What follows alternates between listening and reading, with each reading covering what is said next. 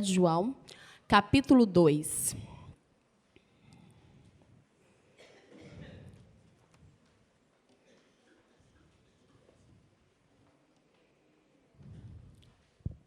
Amém? Nós vamos ler do versículo 1 até o versículo 10. É muito conhecido esse texto, né? Esse trecho de João. Tem por tema as bodas em Caná da Galileia. 3 dias depois, houve um casamento em Caná da Galileia, achando-se ali a mãe de Jesus. Jesus também foi convidado, com os seus discípulos, para o casamento. Tendo acabado o vinho, a mãe de Jesus lhe disse: eles não têm mais vinho. Mas Jesus disse: mulher, que tenho eu contigo? Ainda não é chegada a minha hora. Então ela falou aos serventes: fazei tudo o que ele vos disser. Estavam ali 6 talhas de pedra, que os judeus usavam para as purificações, e a cada uma levava 2 ou 3 metretas. Jesus lhe disse: enchei de água as talhas. E eles as encheram totalmente. Então lhes determinou: tirai agora e levai ao mestre-sala. E eles o fizeram. Tendo o mestre-sala provado a água, transformada em vinho, não sabendo de onde viera, se bem que o sabiam os serventes que haviam tirado a água, chamou o noivo e lhe disse: todos costumam pôr primeiro o bom vinho, e quando já beberam fartamente, servem o inferior. Tu, porém, guardastes o bom vinho até agora. Deus grande e generoso, Pai de graça e de amor, Deus, nesta noite, eu coloco-me à tua disposição, meu Senhor, para que o Senhor me use como instrumento para o teu povo. Deus, nesta hora eu peço, abençoa-nos e seremos abençoados. Agracia-nos e seremos agraciados. Eu peço ao Senhor corações férteis nesta noite, corações abertos a ouvir a palavra e guardar para dentro de si a mensagem do Senhor, Deus. Toda a honra e toda a glória seja dada a Ti. Amém. Nós falamos aqui sobre, no primeiro domingo, não enterre a sua família. Depois nós falamos o que a cruz tem a ver com a sua família. Depois nós tivemos uma outra mensagem muito abençoada que falava: a sua família corre perigo. E no domingo passado nós falamos como evitar a destruição da sua família. E hoje nós vamos falar sobre um tema muito grandioso, algo que tem verdadeiramente faltado em algumas famílias. Mas antes de iniciar, eu quero dizer a você que está aqui, que talvez você tenha falado em todos estes domingos que você tem vindo, essa responsabilidade não é minha, essa responsabilidade é da minha mãe, essa responsabilidade é do meu pai, essa responsabilidade é da minha esposa, essa responsabilidade é do meu esposo. Eu quero dizer a cada um de vocês que todos os domingos que você tem estado aqui, Deus tem falado com você sobre a sua família. Não é que você não deve esperar do outro a solução para o que está acontecendo. Então, eu quero dizer a você, meu querido, eu quero dar essa advertência a você nesta noite, que se você está aqui hoje e você vai ouvir essa mensagem, é de você que o Senhor espera a mudança que é necessária na sua família. É de você. E eu quero falar nessa noite, como tema da nossa mensagem, o que fazer quando a alegria na família acaba. Mas eu quero destacar para vocês na família. Não é da família. Quantos têm um filho, ou um cachorro, ou uma casa, e fala: minha alegria é essa? Não, eu estou falando da alegria na família. Grave bem isso, alegria na família. Quando eu buscava um texto para falar nessa noite, e eu li esse texto, me causou grande impacto mesmo no meu coração. Porque esse texto fala de um casamento quando se inicia. Fala de quando se inicia uma família. E todos nós, quando nós programamos um casamento, aqueles que já se casaram aqui, sabem do zelo e do cuidado que nós temos para uma festa de casamento. Até quando a gente se vai conhecer alguém, a gente se pergunta se ele vai ser um bom pai para os nossos filhos. Nós temos esse cuidado. Os pais são muito zelosos quando os filhos também vão se casar. Há todo um envolvimento de toda a família quando se faz uma festa de casamento, quando se escolhe a primeira casa para comprar, até quando vai se alugar uma casa, a gente observa. São detalhes que é necessário ser observado. Afinal de contas, você está escolhendo o início, você está iniciando. A gente observa o cerimonial, a gente observa as pessoas que vão trazerem a comida, os garçons que vão trabalhar, a mãe tem muito cuidado com o vestido de noiva da filha, o pai do noivo também se preocupa, e o noivo também. É até uma dor de cabeça, de tanto que a gente tem trabalho. Bibico está aí, pode falar isso, Eiji também pode falar isso, recentemente casaram, Ronaldo também, a Ilane, sabe o quanto dá trabalho. E o que me chamou a atenção foi que nesta festa onde se iniciava uma história, de repente, o inimaginável aconteceu. O que não podia acontecer. Talvez você pense, mas o que não podia acontecer, Bia? Apenas acabou o vinho. Antigamente, os judeus, o vinho simbolizava para eles a alegria. O vinho simbolizava para eles a alegria da festa. Se comemorava o casamento, mas a alegria da festa era o vinho, o entusiasmo, sabe? Se acabava o vinho, também acabava a alegria. Também se perdia algumas coisas. Ali se perdia o brilho da festa. Ali se perdia não o motivo para se comemorar, mas com o que se comemorar, né? E aqui nós percebemos que, de repente, a alegria da festa acabou. E nós sabemos que se algo acontece errado no nosso casamento, na nossa festa de casamento, é frustrante. Sai nas fotos, comenta-se.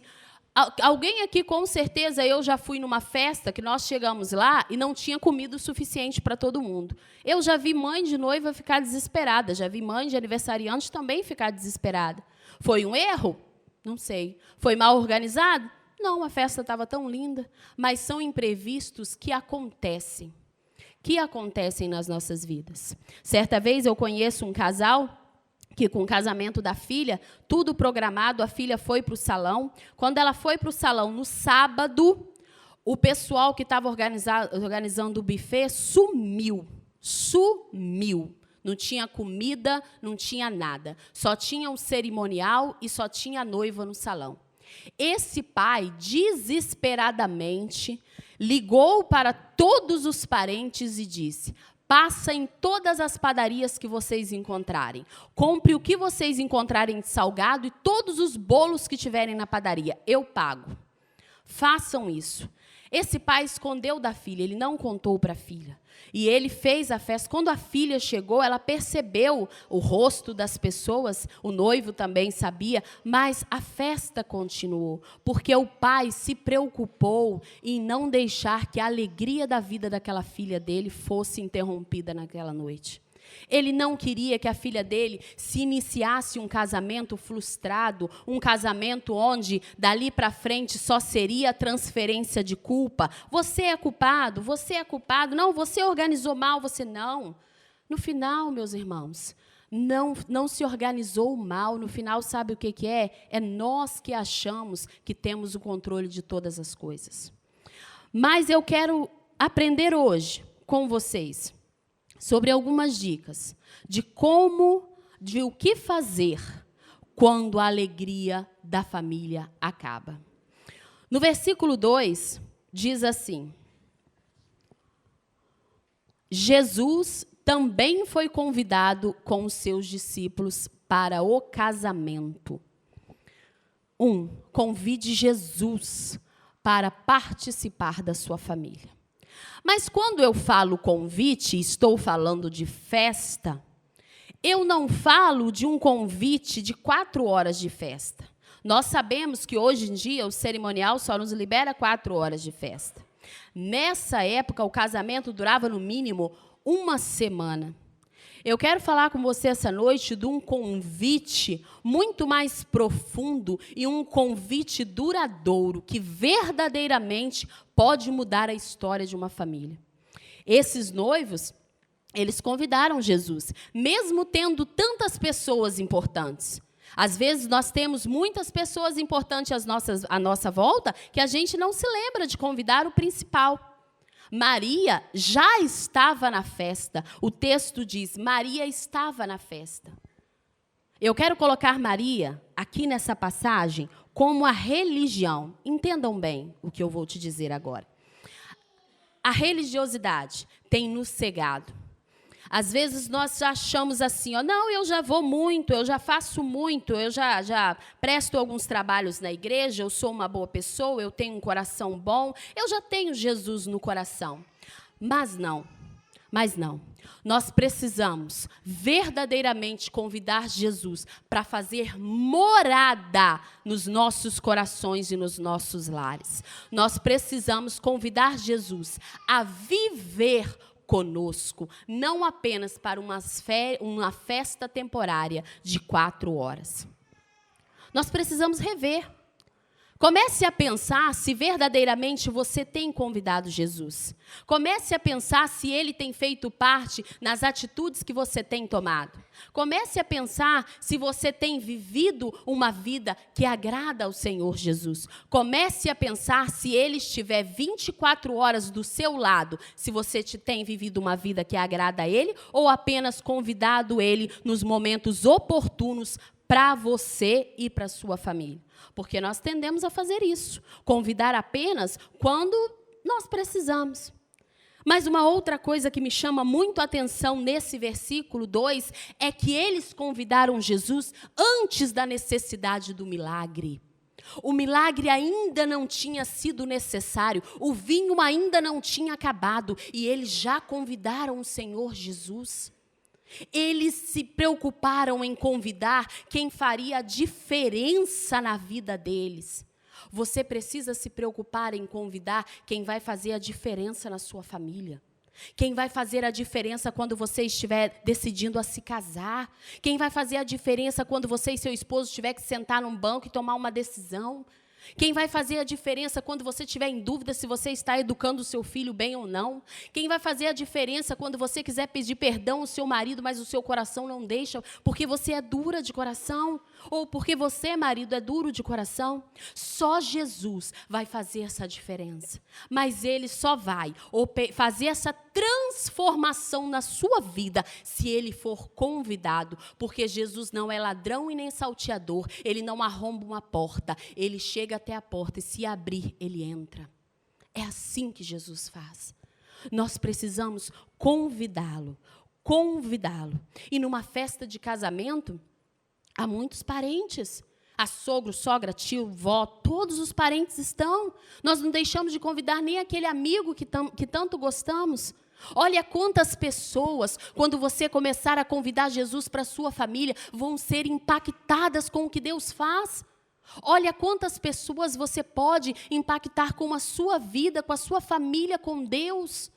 Quantas pessoas olharão para você e vão falar, sua família é diferente, o seu casamento é diferente, a educação que você dá ao seu filho é diferente. Por quê? Porque Jesus é a diferença que nós precisamos ter.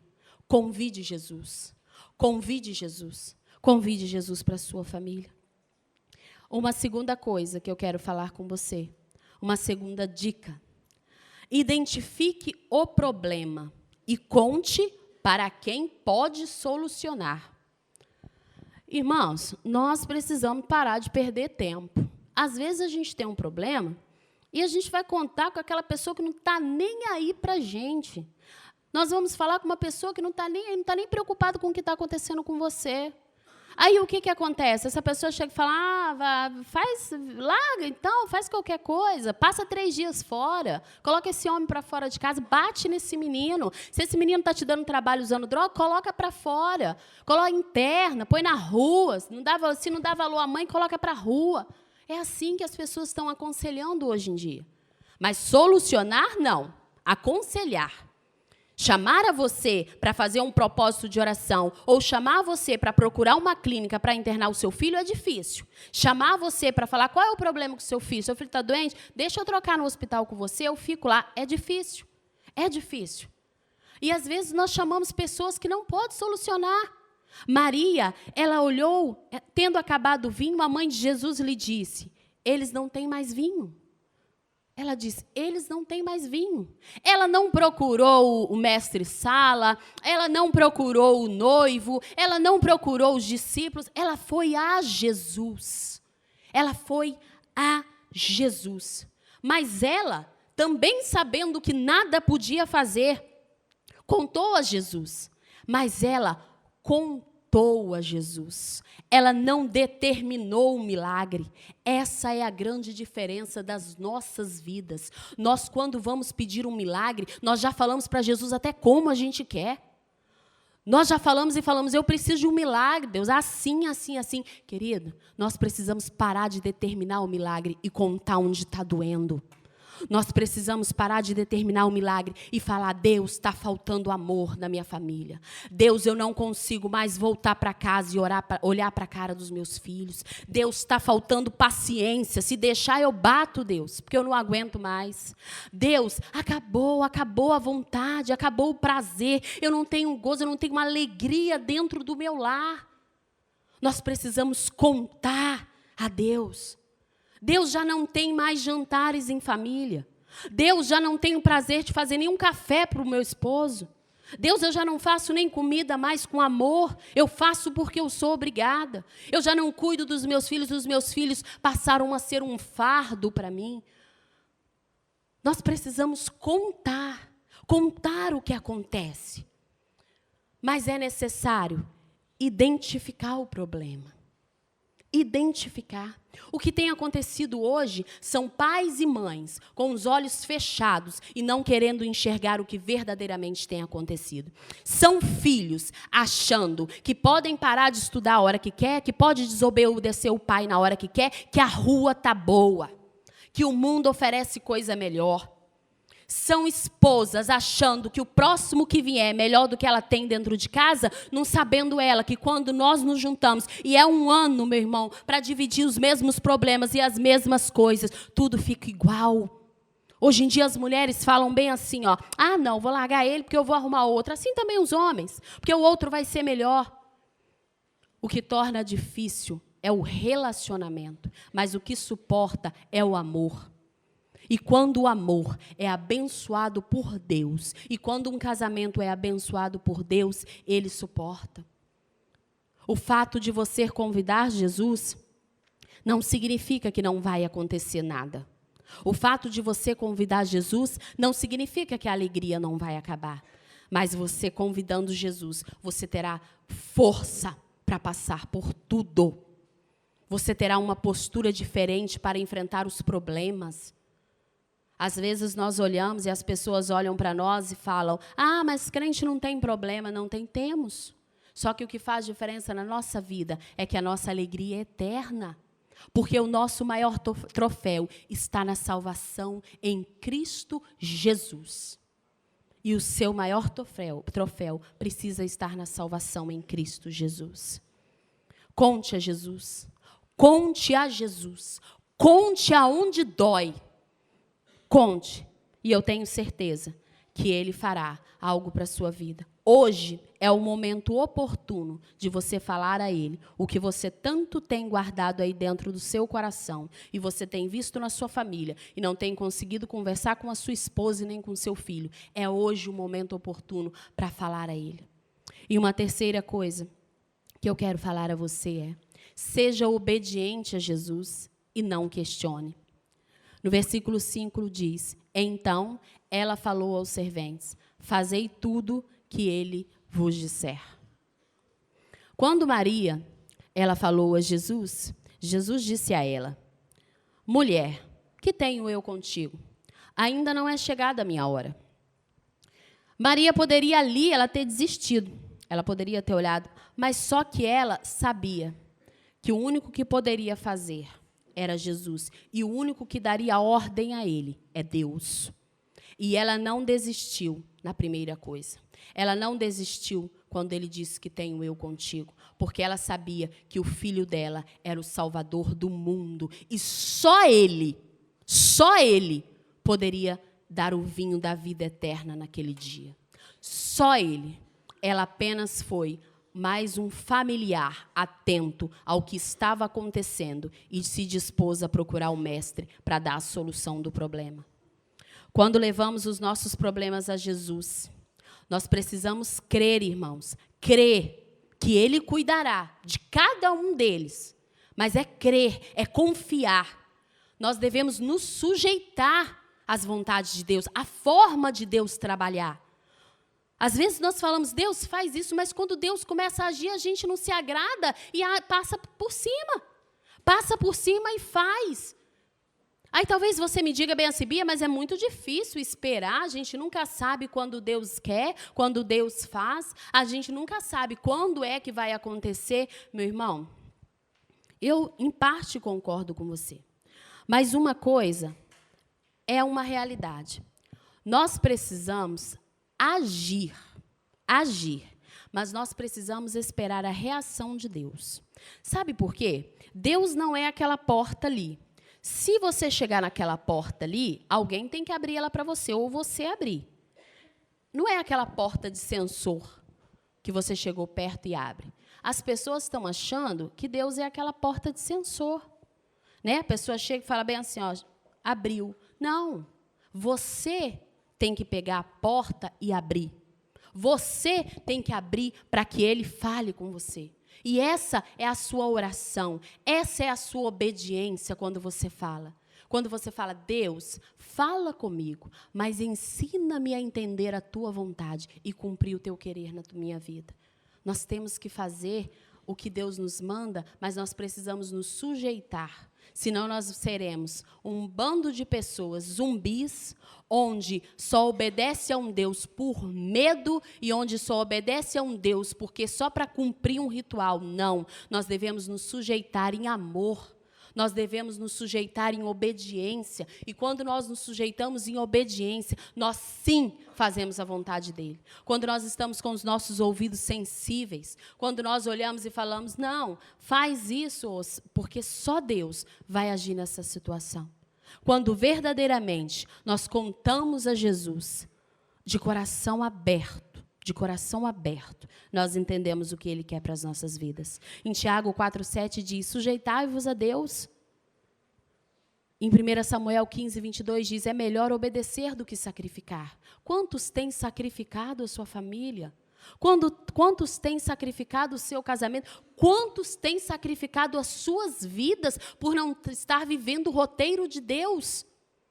Viva o roteiro de Deus para a sua vida, viva a vontade de Deus para a sua vida, busque ela e você vai encontrar. As pessoas estão perdidas demais, nós estamos perdidos demais na vontade de Deus, mas nós precisamos falar, Deus, empurra-me para o centro da tua vontade, porque eu quero te obedecer.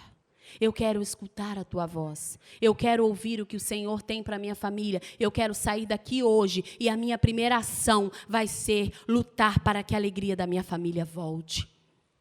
A minha primeira ação vai ser lutar para que o meu casamento com o meu esposo seja restituído. A minha primeira ação vai ser ter paciência com o meu filho e escutá-lo mais. E parar de bater e só gritar e gritar. A minha primeira ação vai ser olhar para os meus pais e ver que foram os que me criaram e eu devo honra a eles. A minha primeira ação vai ser olhar para os meus tios e não ver como um parente distante, mas ver como alguém que precisa de Jesus. E eu serei esse exemplo para ele, porque eu vou trazer Jesus para a minha família. Nós precisamos agir. Nós precisamos parar de fechar os olhos, de nos tornar cegos para as situações que estão acontecendo dentro dos nossos lares. Irmãos, abra os olhos hoje. Pare de achar que você tem um controle da situação. Nós não temos o controle da situação. Esse noivo não tinha o controle dessa situação. Tanto que ele foi pego de surpresa, o vinho acabou. Nós não temos o controle da nossa família. Você não tem o controle de tudo. Nós não podemos achar, eu me basto. Não, você não se basta. Ai de você, se não fosse a misericórdia do Senhor sobre as nossas vidas. A palavra de Deus diz, o que é o homem para que Deus se lembre dele? O que somos nós? Então, nós não temos. Pai, você não tem um controle. Mãe, você não tem um controle. Filho, você não tem um controle. Avó, você não tem um controle. Sabe quem tem um controle? Deus. Deus. E você precisa abrir os olhos e reconhecer a sua real situação e falar assim, eu preciso e eu preciso. Escolha deixar o controle da sua família nas mãos de Deus. Uma quarta dica que eu quero falar com você é, seja cheio do Espírito Santo.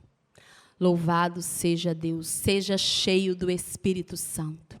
Jesus lhes disse, enchei de água as talhas, e eles as encheram totalmente. Totalmente. Eram 6 talhas. E o número 6 na Bíblia representa o homem, pois o homem foi criado no 6º dia. Mas o número 6 também é um número incompleto, porque ele vem antes do 7. Então, 7, ele é incompleto, porque ainda não tinha sido criado tudo. Vem antes do 7, que é a perfeição. E a água que Jesus manda encher as talhas é o Espírito Santo de Deus. Irmãos, olha que tremendo isso. 6 talhas. 6 talhas que representam o homem. De que Jesus manda as encher? De água. A água, meu querido, representa o Espírito Santo, representa a palavra de Deus. Jesus não manda colocar pela metade, não. Ele manda encher. Ele manda encher. É assim que Jesus quer fazer.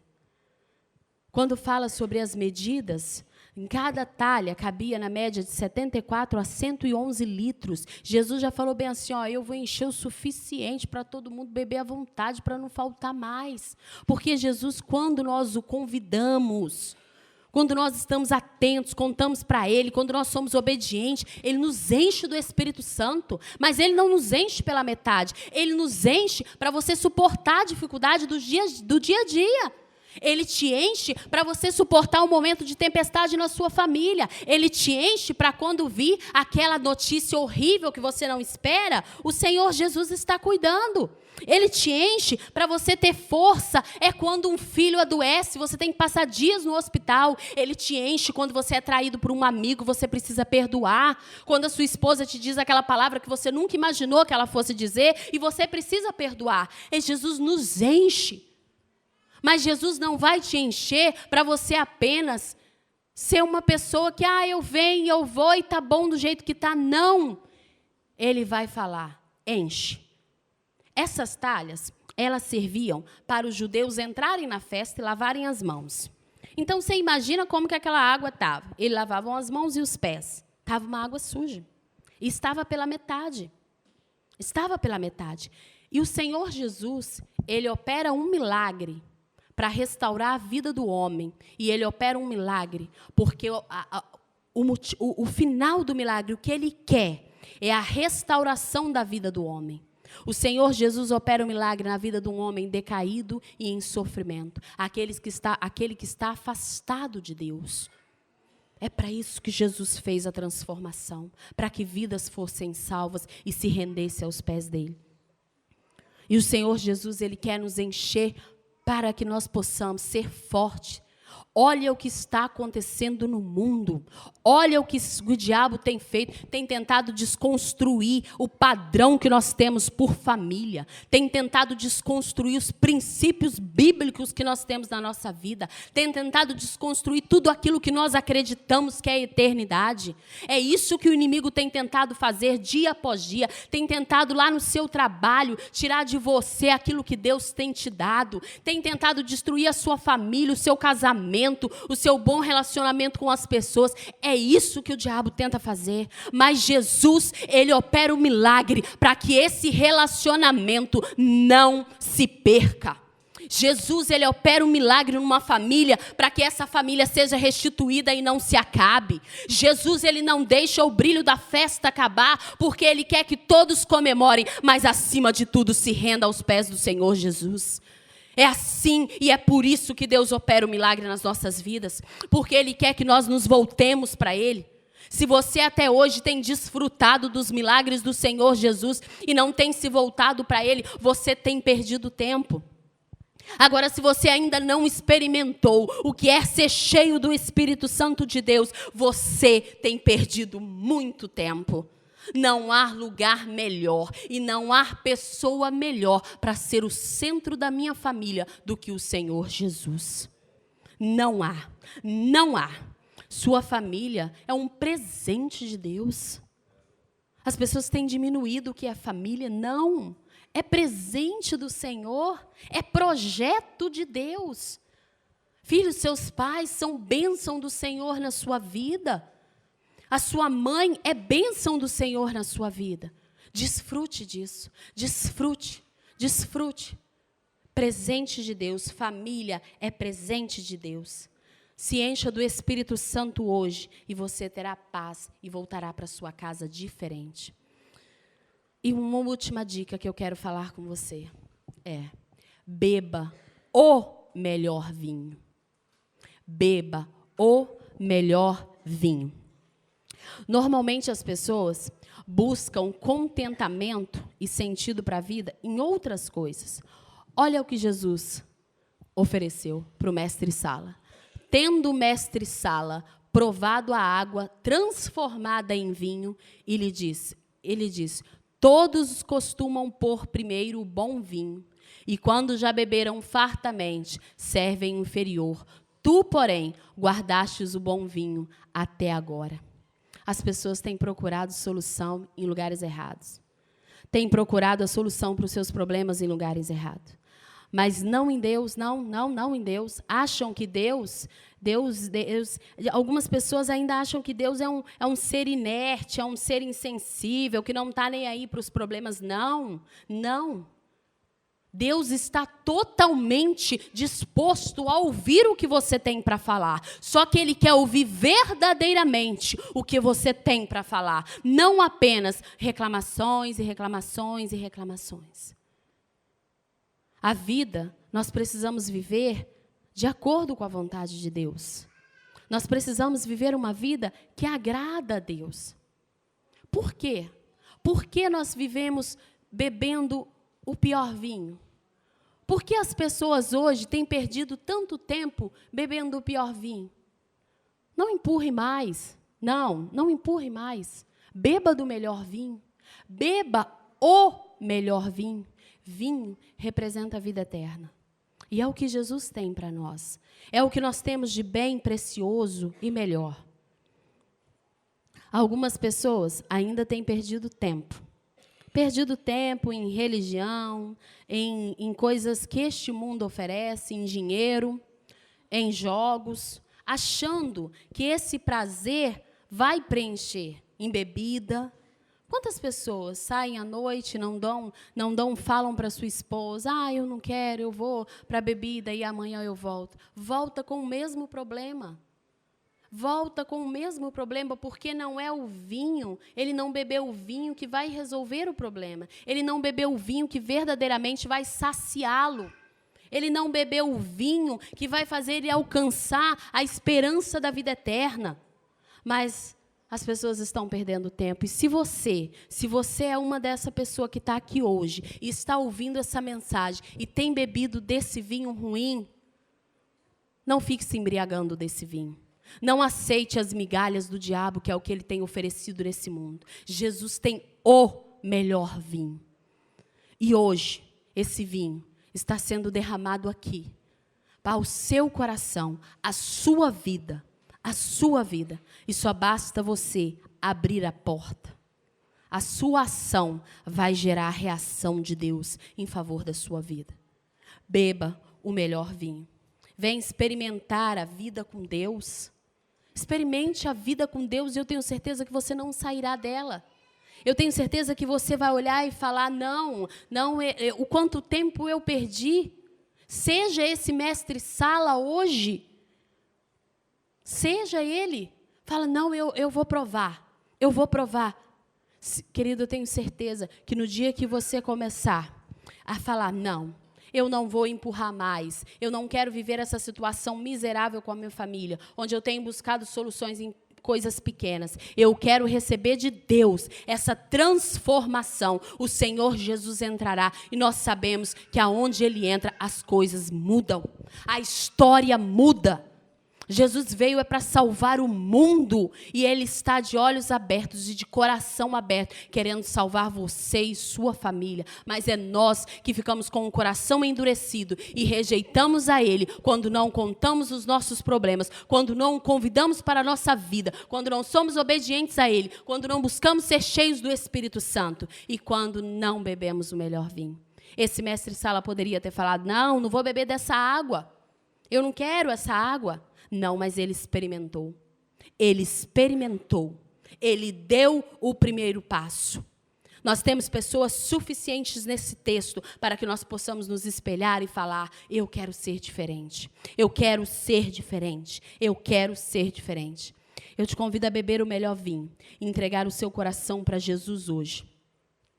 E eu concluo falando a você que aquele que convidar a Jesus para participar da sua família, aquele que identificar o problema e contar para aquele que pode solucionar, aquele que for obediente a Jesus e não questionar ao agir de Deus, ainda que não seja o que te agrade, mas é aquele que é melhor para você, aquele que for cheio do Espírito Santo, e aquele que beber o melhor vinho poderá falar como salmista, que diz, como é feliz quem teme ao Senhor, quem anda em seus caminhos. Você comerá do fruto do seu trabalho e será feliz e próspero. Sua mulher será como videira frutífera em sua casa. Seus filhos serão como brotos de oliveira ao redor de sua mesa.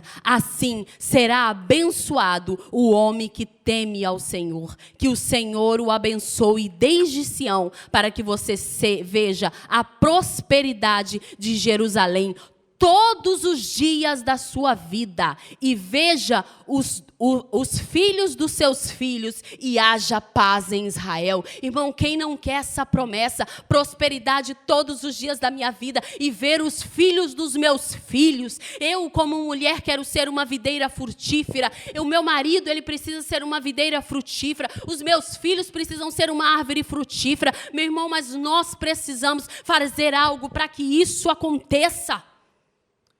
Não haverá uma árvore frutífera se nós não criarmos raízes em Jesus Cristo. Não há uma árvore boa que não tenha raízes. O primeiro vento que vem, a corta. Se você, pela primeira provação, pela primeira preocupação, o primeiro motivo, o primeiro problema, você tem olhado e falado, Deus não quer nada comigo. O que tem adiantado eu ir à igreja? O que tem adiantado eu ir lá, estar na escola dominical? O que tem adiantado eu ler a Bíblia? O que tem adiantado eu ir ao GR? Comece a se perguntar, é porque você não tem criado raízes em Jesus Cristo? A sua casa não tem sido edificada na rocha? Eu não estou dizendo aqui que a alegria não acaba, que não, às vezes nós não temos problemas. Eu não estou dizendo aqui que você não vai chorar, que você não vai passar por dias difíceis. Vai! Nós estamos nesse mundo e as mesmas coisas, nós estamos sujeitos. O ímpio e o justo estão sujeitos às mesmas coisas, mas o que te faz diferente é a forma que você reage a todas elas. O que me faz e te faz diferente é a forma com que nós clamamos ao Senhor Jesus. O que nos faz diferente das pessoas que têm sofrido a mesma aflição financeira que nós temos passado por este mundo é porque você vive pela fé. O que me faz diferente em acreditar que a minha segunda-feira amanhã vai ser abençoada e que a minha noite hoje vai ser abençoada é porque eu vivo pela fé.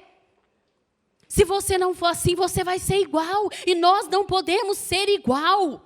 O que o inimigo quer é igualar as nossas famílias, as famílias destruídas. O que o inimigo quer é fazer os nossos filhos crescendo sem acreditar numa perspectiva de vida e acontecendo o que tem acontecido, meninas engravidando cedo, jovens se enfiando da droga porque não tem perspectiva de nada. Hoje pela manhã eu fiquei muito impressionada, eu estava conversando com um menino de 16 anos e aquele menino na minha frente, eu estava cortando o cabelo e ele cortando o cabelo, ele falou, eu odeio escola. E eu falei, por que você odeia escola? Ele falou comigo, eu estou cansado, não quero nada, não quero estudar, não quero nada. Eu falei, quantos anos você tem? Ele, 16. Eu falei, você já pensou quando você tiver com 30? Ele, eu não sei nem se eu vou chegar lá. Olha a mentalidade dos jovens. Olha. Nós precisamos mudar isso hoje. Você precisa mudar isso hoje. Quando você for falar com alguém, quando nós como família formos darmos exemplo lá fora. A igreja é quem representa Jesus Cristo nessa terra. E se nós não representarmos, exalando o perfume de Jesus e brilhando a luz de Jesus nessa terra, haverá escuridão profunda. Haverá escuridão profunda. Jesus diz, enquanto ainda estou no mundo, e Ele está no mundo porque Ele está em nós. Porque nós somos o templo do Espírito Santo. Porque eu e você somos templo onde Ele quer habitar. Mas Ele só vai habitar se você abrir a porta. Ele só vai habitar se você o convidar. Que nessa noite nós possamos, não que seja mais uma mensagem da família para te incentivar, ou talvez para você pensar, eu vou fazer diferente. Não! Que a partir dessa noite você faça diferente e comece a se preocupar como você tem sido como marido, como você tem sido como esposa, como você tem sido como filho, como você tem sido como sobrinho, como tio, como você tem sido na sua família. O que você tem representado na sua família? O que você tem testemunhado na sua família? As pessoas veem Jesus em você? Ou as pessoas veem apenas uma pessoa que vai à igreja de vez em quando? Irmãos, nós precisamos falar Jesus. A partir de hoje, eu quero ser diferente. E aqueles que me veem não verão a mim, mas verão o Senhor na minha vida. Porque eu me volto para Ti com uma vida de adoração e uma vida de uma entrega. E só assim eu verei a transformação da água em vinho. Assim que nós veremos a transformação da água em vinho. Experimente o milagre de Jesus hoje na sua família. Como eu já falei, Jesus, Ele sempre faz um milagre para renovar uma criação decaída. Porque o que Ele quer com o milagre é restaurar a sua vida e a minha vida. O milagre tem sido muito mal interpretado pelas pessoas. Tem sido interpretado como o ganho de um carro, como uma porta de emprego, como às vezes até uma casa que ganha. Não. Meu irmão, isso é bênção. Milagre é transformação de vida. É aonde Ele te cura de uma doença, para que Ele toque numa ferida e fala, tá vendo? Você é dependente de mim. E é assim que eu quero você. Que nós possamos experimentar o milagre do Senhor. E que hoje, você se renda ao Senhor Jesus e receba a restauração dEle na sua vida. Vamos se colocar de pé e vamos orar.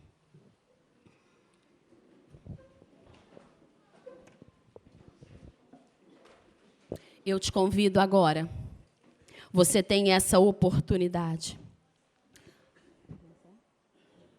Se você não tem convidado Jesus, ou se o único momento que você tem convidado Jesus é os dias de culto, ou é o momento que você tem passado por um aperto e você tem clamado a Ele, se os únicos momentos que você tem clamado a Jesus é quando você sente uma dor, seja ela física ou emocional, se dentro do seu casamento você já nem ora pela sua esposa mais, e o seu esposo nem ora por você mais, você já nem ora pelos seus filhos, Você não tem convidado Jesus para morar em você. Você tem apenas convidado Jesus para ser um visitante. E Jesus não é um visitante. Hoje, Ele quer operar o milagre e transformar aonde é necessário ser transformado. E eu convido você agora a orar comigo. E se você ainda não entregou o seu coração a Jesus, se você está afastado dos caminhos do Senhor, que nessa noite você possa falar: Jesus, eu já bebi desse bom vinho, eu já bebi do melhor vinho e eu quero beber novamente, porque o vinho que eu tenho bebido tem sido amargo demais para mim e eu não tenho sentido mais alegria. Se o seu coração não tem sentido essa alegria profunda, se na sua família não tem essa alegria profunda, se você ainda não teve um encontro com Jesus, eu te convido a orar comigo agora. Vamos orar ao Senhor. Deus santo, grandioso e poderoso. Deus, eu clamo a Ti, Deus. Tu és o Deus que sonda o coração do Teu povo. Tu conheces a cada coração aqui, Pai. O Senhor conhece aquele que tem vivido uma vida amarga e que não tem tido prazer em nada, Deus. Apenas tem empurrado, tem sobrevivido nesta terra. Mas eu peço ao Senhor que nesta noite a verdadeira alegria do Senhor Jesus possa ser transbordante nas nossas vidas. Eu peço ao Senhor que visite este coração agora, que esta palavra está esmiuçando onde está doendo, meu Senhor, que o Senhor possa ministrar o milagre da salvação. Deus, eu peço ao Senhor por esta pessoa que durante toda a mensagem, o Teu filho falou: eu já bebi deste bom vinho. Que nesta noite o Senhor Deus sobre o Teu filho possa tocar grandiosamente e que ele possa voltar para os caminhos do Senhor e beber do melhor vinho novamente. Beber o vinho que o Senhor tem para nos dar, que é o vinho da vida eterna. Deus, nós estivemos aqui todos estes domingos, louvando e engrandecendo ao Senhor e aprendendo a como lutar pelas nossas famílias. E eu te peço ao Senhor que nesta noite, nenhum que esteve aqui jamais desista da sua família, mas que nós venhamos lutar com o Senhor, que é o general de guerra, à nossa frente, e que famílias venham ser reconstituídas, que amor dos filhos venham ser reconstituídos pelos pais, que os pais venham amar os vossos filhos. Converta, Deus, o coração dos filhos aos pais e dos pais aos filhos. Deus, que sonhos de família venham ser resgatados nessa noite e que nós possamos sonhar, mas que nós possamos entregar os nossos sonhos a Ti, Deus. Pai, que o Senhor venha verdadeiramente fazer morada em nossos corações. Nós te clamamos, Deus, e nós encerramos este mês abençoado da família para a honra e glória do Senhor Jesus. E que cada família aqui representada possa, onde passar, aonde estiver, todos venham olhar e ver que o milagre aconteceu nas nossas vidas. Que haja transformação de água em vinho e que o mundo possa ver a transformação nas nossas vidas. É o que nós te louvamos e agradecemos para todos sempre. Amém, Jesus. Amém. Louvado seja Deus. Irmãos, para a glória